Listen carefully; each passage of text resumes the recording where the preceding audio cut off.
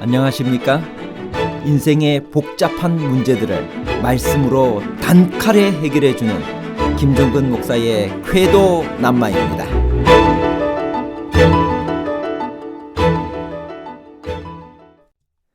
주의 날이란 어느 날을 말하는 것인가요? 이 날이 오늘날 소위 일요일을 성수하는 교회들이 주장하는 주일, 즉 첫째 날, 일요일을 말하는 것인가요? 요한계시록 1장 10절은 초대교회가 일요일을 지켰다는 강력한 성경적 증거가 되나요? 요한이 요한계시록을 썼던 서기 1세기 말에 첫째 날, 즉 일요일을 주의 날이라고 불렀다는 기록이 있나요? 아니면 그런 기록이 나오는 것은 2세기 후반에 와서였나요? 1세기 말과 2세기 후반에 관한 복잡한 문제를 하나님 말씀의 가르침으로 명쾌하게 해결해 드리겠습니다. 주의 날은 언제인가요? 계시록 1장 10절 주의 날에 내가 성령에 감동되어 내 뒤에서 나는 나팔 소리 같은 큰 음성을 들으니, 예수님의 제자였던 요한이 주의 날이라고 부른 그 날이 어느 날인가 하는 것이 문제입니다. 주님께서 당신의 날에 자신을 나타내시고 계시를 주신 것은 지극히 당연한 것이고, 요한이 주의 날에 주님을 본 것도 당연합니다. 그러나 어느 날이 주의 날인가요? 요한은 주의 날에 어떤 설명도 붙일 필요가 없다고 생각한 것처럼 보입니다. 그의 글을 읽을 모든 사람들이 주의 날이라고 말하면 당장의 그날이 어느 날인지 잘 알고 있기 때문일 것입니다. 그렇다면 예수님의 제자들과 초대교인들이 주의 날이라고 부르는 날은 어느 날이었나요? 주의 날에 대한 성경의 유일한 단서는 마가복음 2장 28절 이러므로 인자는 안식일에도 주인이라는 말씀 속에서 찾아볼 수 있습니다. 안식일이 주의 날이라는 명백한 말씀입니다.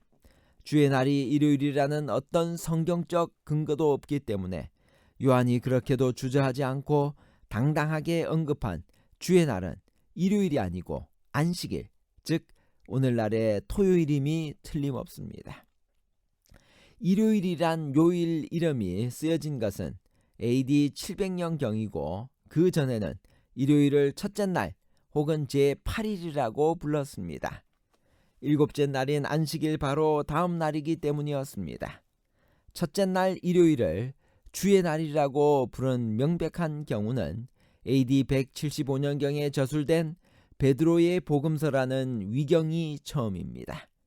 AD 175년경의 기록이므로 베드로가 기록하지 않은 것은 물론입니다. AD 110년경 안디옥의 감독인 이그나티우스가 기록한 사안에 주의 날을 위해 사는 것이라는 표현이 있다고 주장하는 사람들도 있지만 헬라어 원문에는 날이라는 헬라어가 없습니다. 따라서 이그나티우스의 정확한 의도는 알 길이 없습니다.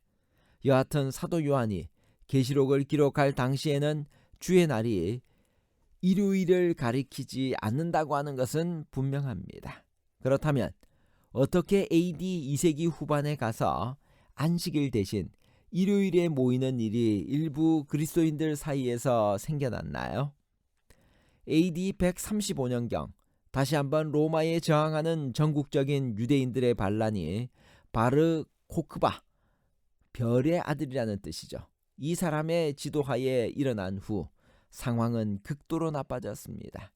로마 황제는 폐허가 된 에루살렘을 엘리아 카피톨리나로 개명하고 유대인들을 에루살렘에서 추방했으며 대대적인 핍박이 유대인들에게 가해졌습니다. 그리스도인들은 그 핍박에 포함되지 않기 위하여 유대인들과 자기들의 신앙을 명백히 구분지을 필요가 있었습니다. 그것은 일부 그리스도인들이 그들의 예배일을 안식일에서 일요일로 옮기는 것으로 나타났습니다. 부활하신 날을 주일로 지키겠다는 명분이었습니다.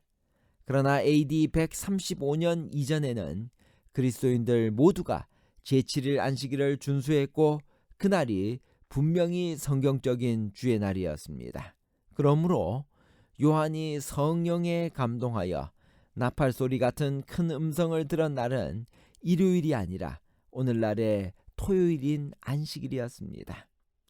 안식일의 주인께서 그의 날, 즉 안식일에 요한에게 나타나신 것은 당연한 것이었습니다. 계시록 1장 10절을 재림교 주석은 다음과 같이 말하고 있습니다. 비록 성경은 어느 곳에서도 일요일이 주님과 종교적인 관련이 있는 것으로 확인하지 않는 반면 제7일, 즉 안식일이 주의 특별한 날이라는 것을 반복해서 인정한다는 사실이다. 하나님은 일곱째 날을 복되고 거룩하게 하셨다고 말씀하시고 그분은 그날을 창조 행위의 기념일이라고 선언하셨고 그분은 그것을 특별히 내 성일이라고 불렀으며 그분이 사람들의 주로서 또한 사람을 위하여 마련된 안식일에 대해서도 주라는 의미에서 자기 자신을 안식일에도 주인이라고 선언하셨다. 이와 같이 주의 날이라는 구절을 요한의 시대 이전과 동시대의 증거와 일치되게 해석할 때 그것을 언급할 수 있는 유일한 날이 있는데 그것은 바로 제7일 안식일이다. 사도행적 581페이지에서 582페이지에 있는 말씀입니다. 진리의 원수들은 요한을 유배시키므로 하나님의 충실한 증인의 음성을 영원히 침묵시키고자 하였으나 반모에서 요한은 그 감화가 세상 끝날까지 교회를 계속 강화시켜줄 한 기별을 받았다. 그들의 그릇된 행동의 책임은 면하지 못했지만 요한을 유배한 자들은 하늘의 목적 수행을 돕는 하나님의 수중에 쥐어진 도구가 되었다. 그리고 빛을 끄려는 바로 그 노력은 진리를 더 명백하게 부각시켰다. 영광의 주께서 추방당한 사도에게 나타나신 날은 안식일이었다. 제가 한 번 더 읽겠습니다. 영광의 주께서 추방당한 사도에게 나타나신 날은 안식일이었다. 요한은 그가 유대 동리들과 성읍들에서 백성들에게 설교하던 때처럼 반모에서도 안식일을 거룩히 준수하였다. 그는 그날에 관하여 주어진 귀중한 약속들을 자신의 것으로 주장하였다. 요한은 다음과 같이 기록한다. 주의 날에 내가 성령에 감동하여 내 뒤에서 나는 나팔 소리 같은 큰 음성을 들으니 나는 알파와 오메가요 처음과 나중이라.